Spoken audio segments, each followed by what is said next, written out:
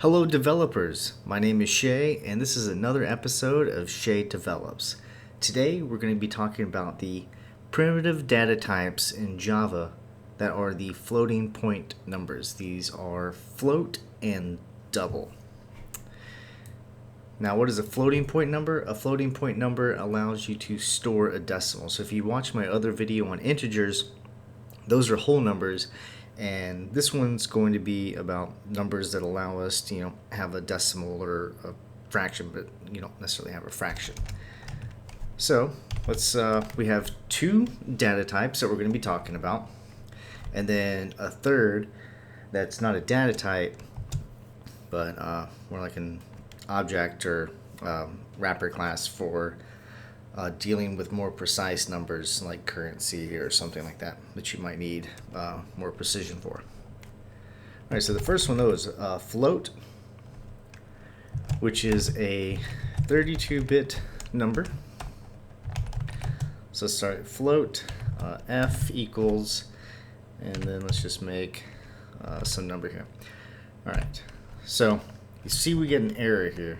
Like why could we get this error? Well, because right now with IntelliJ and with Java, it thinks we're giving it a double value. So in order to force a float, we can just input an F at the end of the number, and then now our error is gone. So let's go ahead and print this out and run this program. And you'll see it's just going to output 1.34. Go ahead and make that a little bigger. See, 1.34. There's another way that we can. It's called casting. Another way we can cast it as well, just by doing a parentheses float in parentheses, and that does the exact same thing as if we put F on the internet. So we can go ahead and run this again, and we'll still get the 1.3.4. You can see that right there. All right. So our next primitive data type that stores a floating point value is going to be a double, which is a 64. Ooh, that's not even close to 64. All the numbers around it. 64-bit. And in order to create one of those, we just use double. We use the D for the variable name, and we'll just make it 1.3.4 as well. And now here it works because it's automatically taking it a double. But if you're getting an issue and you wanted to make sure that you're casting your values to the data type that you want, here you can put a D at the end of that, or like we did with float, you can just do parentheses double in parentheses, and voila, you get that as well. So if we want to output that as well,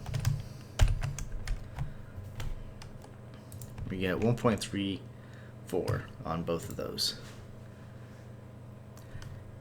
And that's it for like instantiating or declaring and instantiating a floating point value.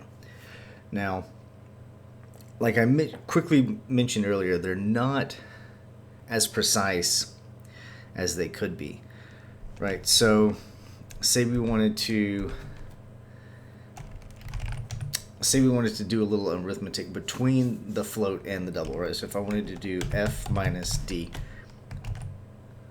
we might expect to get 0, right? Because 1.34 minus 1.34. It's not the case. Instead, we get a number that's a little bit less, well, actually quite a bit less than 0, and is a decimal value. Now this is in scientific notation with the E minus 8, so it goes 8 digits past, in the left direction. Decimal, so it would be like 0.000000337 0.86 and so forth and so on, which is not 0. And it's just something that Java does with the floating point values, to where they're not going to be as precise as you might want them to be with something that has to be very precise, like currency or something like that. So Java gives us something else to use, which is called big decimal, and we're going to go in that here in a second. So you can use float and doubles for a lot of things, but if you need precision, you need to use a big decimal. Alright, so here's some other things though that you can do with a float or a double, and that is setting something to infinity. So I'm going to do double INF equals 1.0 divided by 0.0.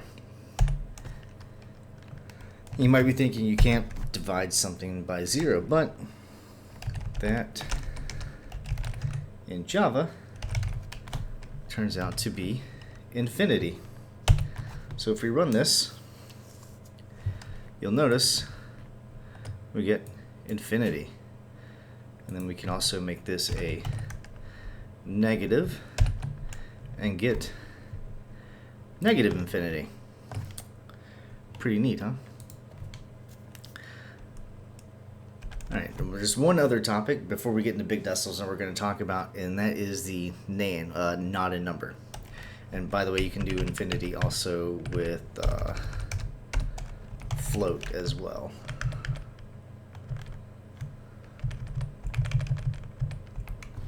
If I spelled float right and didn't use a 0. Alright, there we go. Float. I'm going to run that again. We're going to get negative infinity. Okay.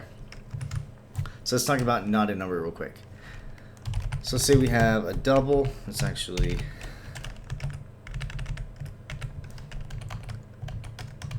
I'm messing up big time here. Alright. Not a number.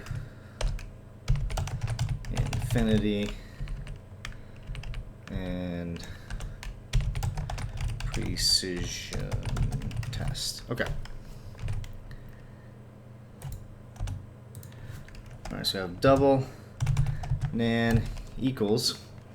Now in order to set something to not a number, you have to use the wrapper class, which a wrapper class is the object of the primitive data type that you don't actually need to use in order to declare and initialize the data type like you would with like a string, or if you were to create your own class or something like that, since these primitive data types are all built into Java. But we can use the wrapper class for double and float to do type.nan, which is a function already pre-built into it. And then now we can output this.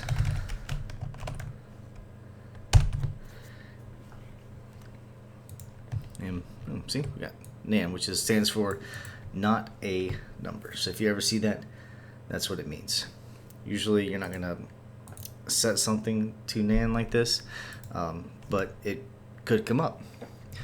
Alright, so the last one that we're going to talk about though is the big decimal. Now this isn't a primitive data type. Like I said, big decimal is not a primitive data type. So with big decimal, we're going to call it like this. Call it BD for big decimal equals big decimal we dot value of, and we can pass it a long or a double or long unscaled with the in scale, but we're just going to do the value of, and now we can put in 1.46464.423, something like that, right? And then output BD.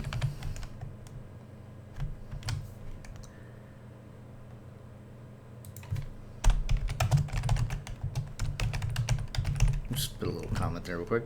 All right. So now let's actually make another one of these, right? And we're going to see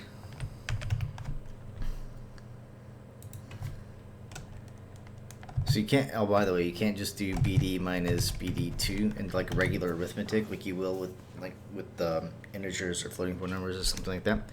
You have to use built-in methods like subtract and add, stuff like that. So let's do subtract, and we're going to pass it BD2, and we should get a 0. And we do. It's actually to the 0 to the negative 10, just because of how many digits is precise all the way to the number of values we have to the right of the decimal place. So if we were to shorten that up a little bit to just 464 and rerun this code, we'll see we're only at 3 decimal places rather than 10 decimal places. Alright, so that's actually it right now for your floating point values and with Java, both primitive and with the big decimal class itself. So the really just go in and mess around and start testing things. You'll see some, like I said, you'll see some not quite exact numbering going on, or the precision values are can be a little messed up when you're dealing with floats and decimals, and so if precision is what you need, use the big decimal. It just works a little differently. Alright guys, well, I'm super happy that you guys watched the video. Hopefully y'all learned something. Let me know in the comments, like I said, if there's something else you want to learn, some way I can help you out, some tips from me, whatever. I'd be glad to hear back from you guys. I'll try to respond to you, as quickly as possible. Also, if you could like, comment, subscribe, hit that notification icon whenever I create new content. I'm trying to create post at least once a week, if not 2 or 3 times.